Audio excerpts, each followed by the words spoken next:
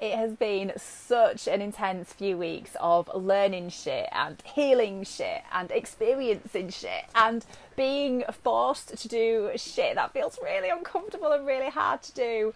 But it has been such an incredible month. And I want to share some of this. I want to share some of what I've learned and experienced because it's just been mental. It's been mental, but I know because of the vibrational shift, I know because of the identity shift, the depths in which I have learned about myself even more.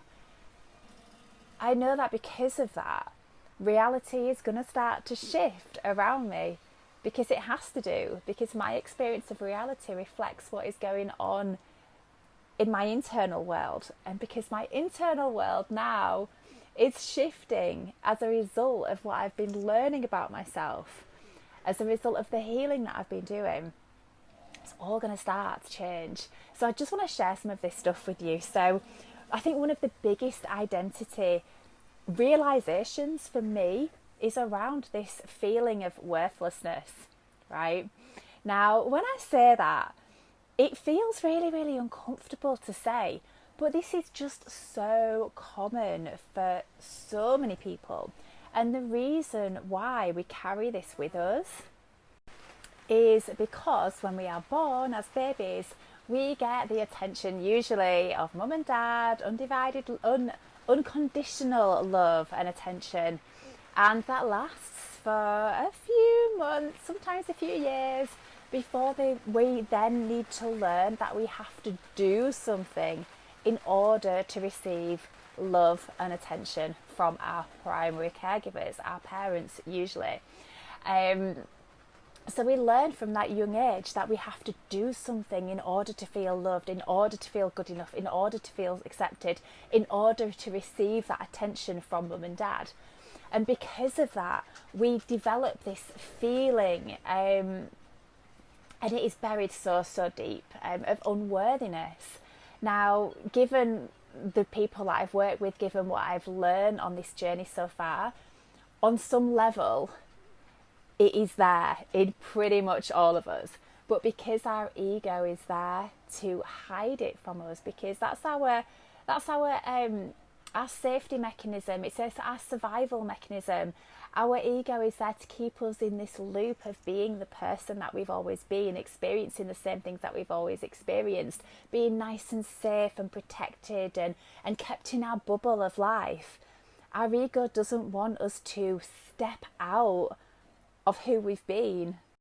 Our ego doesn't want us to know that we have things going on a vibrational level inside our human vessels here, because we are energy, we are vibration, and our ego doesn't want us to know this. So it hides it so deep down, and it tells us that we're fine. It tells us that we are in control of who we are. Of course we make our own conscious decisions. Of course we're not running programs, but do you know what? We are. And I've been on this journey of self-discovery and healing for, quite a while now. And I know I have been the mother of all people pleasers. Like, I have pretty much lived my life to make sure other people are happy around me. And don't get me wrong, I love my life. Like, I could not wish for a better life. I am so lucky. I am so blessed. I have got incredible people around me. But still, I realised, and I think it was when, a year ago, maybe longer, a coach I was working with said to me, "What would you do, Laura, if you had a day to yourself to do exactly what you wanted to do? Or even just half a day?" And do you know what? That question absolutely stumped me, because I realised it was that long since I had actually thought about what I wanted, what made me happy, what lit me up. Now, obviously, I'm a mum. Obviously, I have to do things, and I've had to live life to help others. But as the girls have got older and have sort of been more independent and not needed me, it's got to that point where it's like, hang on a minute, what is it? What is it that lights me up? What is it? What is this whole purpose about, right? And so then I started to question some of the things that I do, the autopilot things that you just do, and you do them because you tell yourself that you enjoy them, and you think, actually, do I? And I started to realise that some of the things that, I probably wasn't doing for myself, and I probably was doing it because I may have been expected to do it or felt like I should do these things. So I started that shift a little while ago.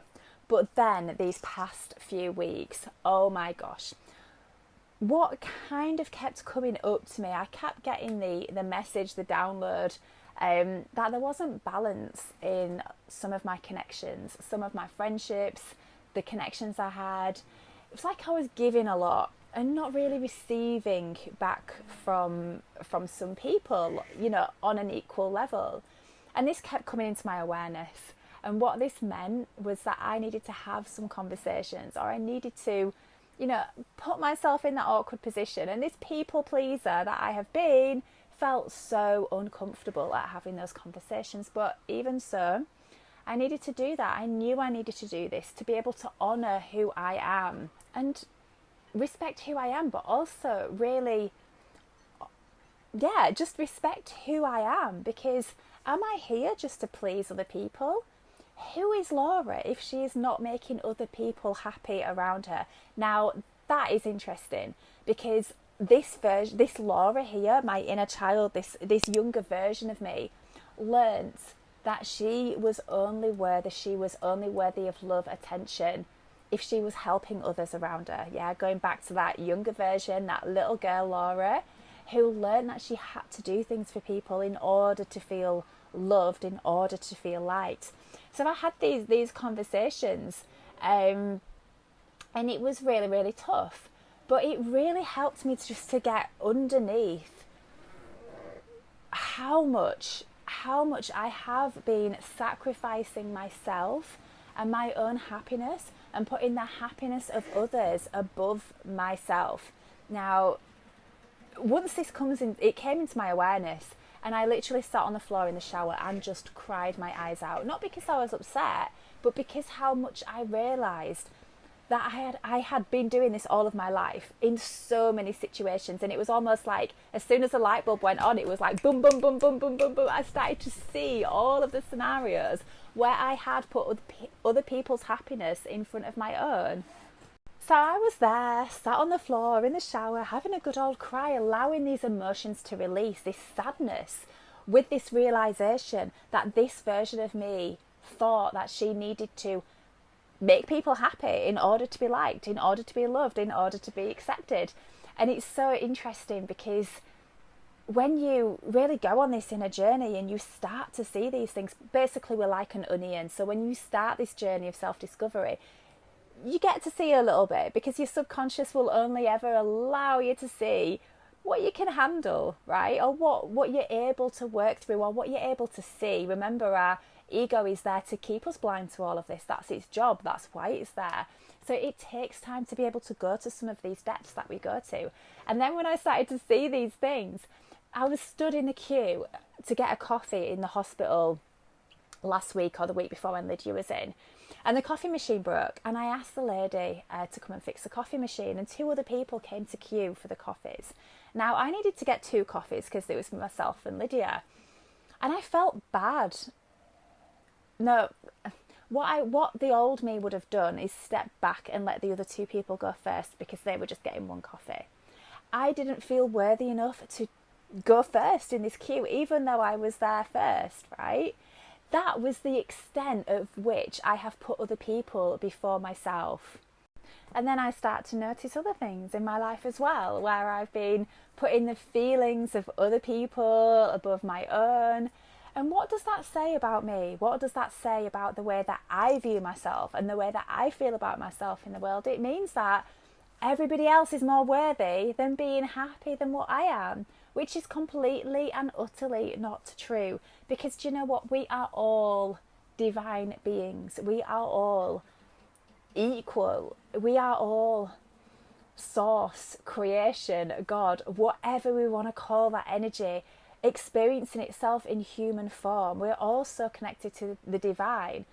And how, if I am continuing these patterns in my life, because I don't feel worthy in myself, so I need to get it from other people to make me feel worthy, how am I supposed to understand who I am authentically?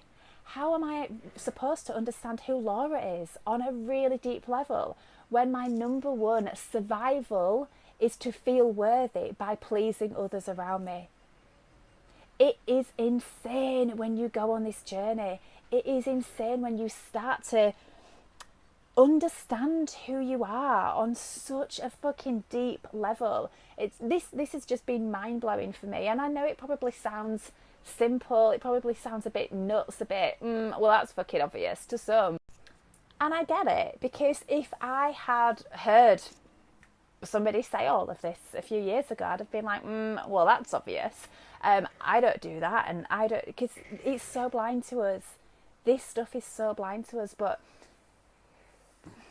every single one of our experiences, every single thing that we've felt or we've seen, we've experienced as children that have had an emotional charge behind it, have made us feel sad or angry or frustrated or disappointed or rejected or abandoned or betrayed. When our emotions aren't processed, when we're not able to feel those emotions or express those emotions, or they've not been allowed to pass through our bodies, they get stored in our energetic fields. And we are energy, we are vibration first and foremost, and that is what creates us and our personalities and how we are and how we show up in the world, and the patterns. So when I started noticing certain patterns, like for example, like I was just saying, there wasn't the balance in my connections. Why wasn't the balance? Yeah, when we start to really get curious about some of these things that we see, how we react, how we respond, the meanings that we put on certain scenarios, the definitions that we give things, we can get curious and we can find this stuff out for ourselves. And then the amazing thing is that we get to consciously choose how we react and how we respond. And we realise then that there's some of these limitations, these beliefs, these meanings that life has caused us to think and believe what is and isn't possible for us.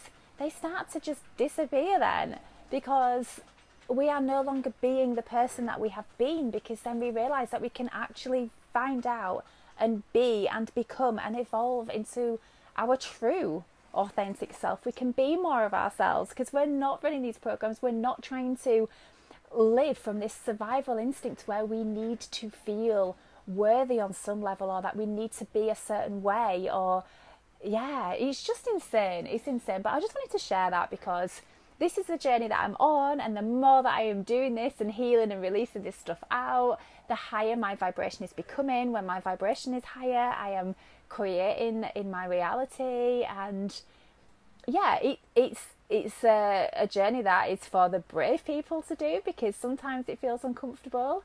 But if you are interested in learning more about any of this stuff that I'm talking about, just hop on to my links on my website. I have a membership, I have lots of ways to work with me, and there's a Facebook group as well to get involved with, Beyond the Illusion. I'll see you there.